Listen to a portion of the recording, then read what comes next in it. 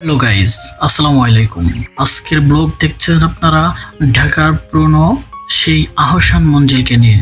So আজকের ব্লগে থাকছে আহসান মঞ্জিলের কোথায় কি আছে না আছে সব কিছুই তুলে ধরার চেষ্টা করব।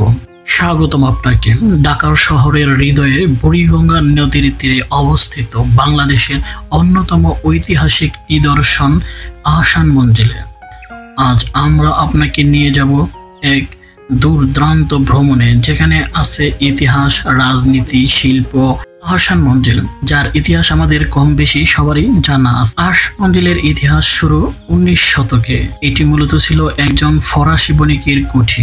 1830 সালের দিকে এটি কেনেনে ঢাকার নবাব পরিবারের খাজা আলিমুল্লাহ, পরে তার ছেলে নবাব আব্দুল গনি, এবং 1872 সালে একটি দৃষ্টিনন্দন প্রাসাদ নির্মাণ করেন। এই প্রাসাদটি নবাব আব্দুল গনির ছেলে নবাব আহসানুল্লাহর নামে রাখা হয় আহসান মঞ্জিল। আহসানুল্লাহর নামকরণ করে আহসান মঞ্জিল নামে রচিত হয়। বলা হয় এখানে তৎকালীন ব্রিটিশ গভর্নর, উচ্চ পদস্থ অফিসার, এমনকি বিদেশি কূটনীতিকরাও পর্যন্ত আসতেন। আহসান মঞ্জিল শুধু একটি প্রাসাদ নয়, এটি ছিল রাজনৈতিক সিদ্ধান্তের কেন্দ্র। এখানে অনেক সভা হয়ে গেছে।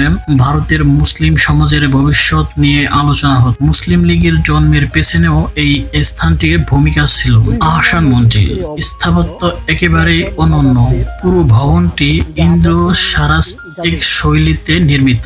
গোলাপি রঙের এই প্রাসাদটি এত সুন্দর যে একে বলা হয় পিঙ্ক প্যালেস। এখানে মোট 31টি কক্ষ এবং 23টি গ্যালারি এবং দৃষ্টিনন্দন একটি সিঁড়িঘরও আছে।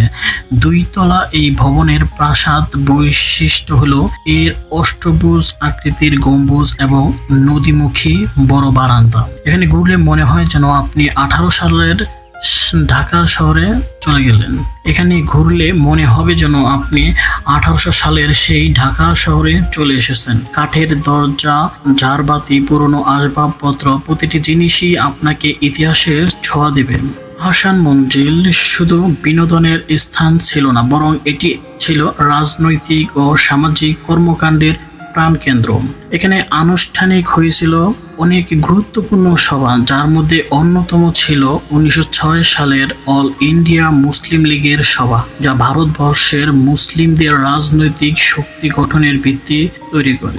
তৎকালীন নবাব পরিবারে শুধু রাজনীতিতে নয়, শিক্ষাক্ষেত্রেও অবদান রেখেছেন। তারা স্কুল, কলেজ এবং মাদ্রাসা প্রতিষ্ঠা করেছিলেন।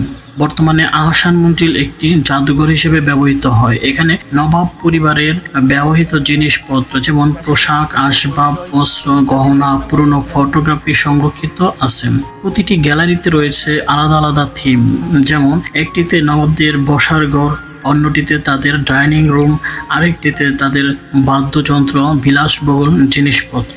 যে কেউ এখানে এসে নবাবদের জীবনযাত্রার এক নজর দেখে নিতে পারেন।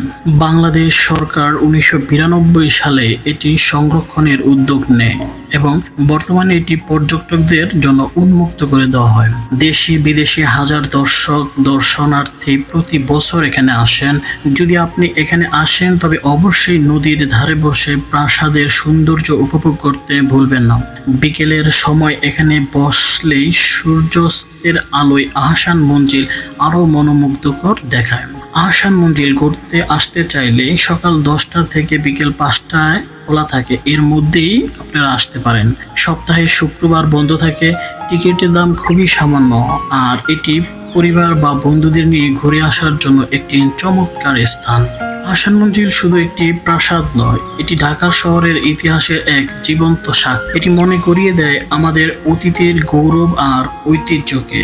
আহসান মঞ্জিল, যার ইতিহাস নিয়ে আমাদের এখনো ধোঁয়াশা রয়ে গেছে। ইসলামপুরের কুমারটুলি, পুরান ঢাকার ইসলামপুরের কুমারটুলি এলাকায় বুড়িগঙ্গা নদীর তীর ঘেঁষে ভবনটির অবস্থান। নবাব আব্দুল গনি তিনি তার পুত্র খাজা আহসানুল্লাহ নাম অনুসারে এর নামকরণ করেন। 1859 খ্রিস্টাব্দে আহসান আহসান মঞ্জিলের নির্মাণ কাজ শুরু হয় এবং 1872 খ্রিস্টাব্দে সমাপ্ত হয়। 1906 খ্রিস্টাব্দে এসে এখানে অনুষ্ঠিত বৈঠকে মুসলিম লীগের প্রতিষ্ঠা সিদ্ধান্ত হয়। আহসান মঞ্জিল কয়েকবার সংস্কার করা হয়েছে। সর্বশেষ সংস্কার করা হয়েছিল অতি সম্প্রতি। এখন এটি বাংলাদেশ জাদুঘর কর্তৃক পরিচালিত একটি জাদুঘর। অষ্টাদশ শতাব্দীর মাঝামাঝি সময়ে জামালপুর বার্গনার জমিদার শেখ এনায়েতুল্লাহ আহসান মঞ্জিলের বর্তমান স্থানে রংমহল নামে একটি প্রমোদ ভবন তৈরি করেন। পরবর্তীতে তার পুত্র শেখ মতিউল্লাহ রংমহলটি ফরাসি বণিকদের কাছে বিক্রি করেন। বাণিজ্যিক কুঠি হিসাবে এটি দীর্ঘদিন পরিচিত ছিল। এরপর 1830 আব্দুল গনির পিতা খাজা আলিমুল্লাহ এটি ক্রয় করে বসবাস শুরু করেন। এই ভবনকে কেন্দ্র করে Khwaja Abdul Ghani Martin and Company নামক একটি ইউরোপীয় নির্মাণ ও প্রকৌশল প্রতিষ্ঠানকে নিয়ে একটি মাস্টার প্ল্যান তৈরি করেন, যার প্রধান ইমারত ছিল আহসান মঞ্জিল। এবং 1859 সালে নওয়াব আব্দুল গনি প্রাসাদটি নির্মাণ শুরু করেন, যা 1872 সালে সমাপ্ত হয়। তিনি তার পুত্র খাজা আহসানুল্লাহ নাম অনুসারে এর নামকরণ করেন আহসান মঞ্জিল। এই যুগে নবনির্মিত প্রাসাদ ভবনটি রংমহল ও পুরান ভবনটির আনন্দমহল নামে পরিচিত ছিল। 1888 সালের 7 এপ্রিল প্রবল ভূমিকম্পে পুরনো আহসান মঞ্জিলের ব্যাপক ক্ষতি সাধিত হয়। ক্ষতিগ্রস্ত আহসান মঞ্জিল পুনর্নির্মাণের সময় বর্তমান উচ্চ গম্বুজটি সংযোজন করা হয়। পুনর্নির্মাণ ও মেরামতের জন্য রানীগঞ্জ থেকে উন্নত মানের ইট আনা হয়। মেরামত কর্ম পরিচালনা করেন প্রকৌশলী গোবিন্দ চন্দ্র রায়। সেই সময়ে ঢাকা শহরে আহসান মঞ্জিলের মতো এত জাঁকালো ভবন আর ছিল না। এর প্রাসাদোপরি গম্বুজ শহরের অন্যতম উঁচু চূড়া হওয়া তা বহুদূর থেকে আবার দৃষ্টি আকর্ষণ। তাহলে আজকের মতো এখানে শেষ। পরের ভিডিওতে আবার দেখা হবে নতুন কোনো ঐতিহাসিক স্থানে।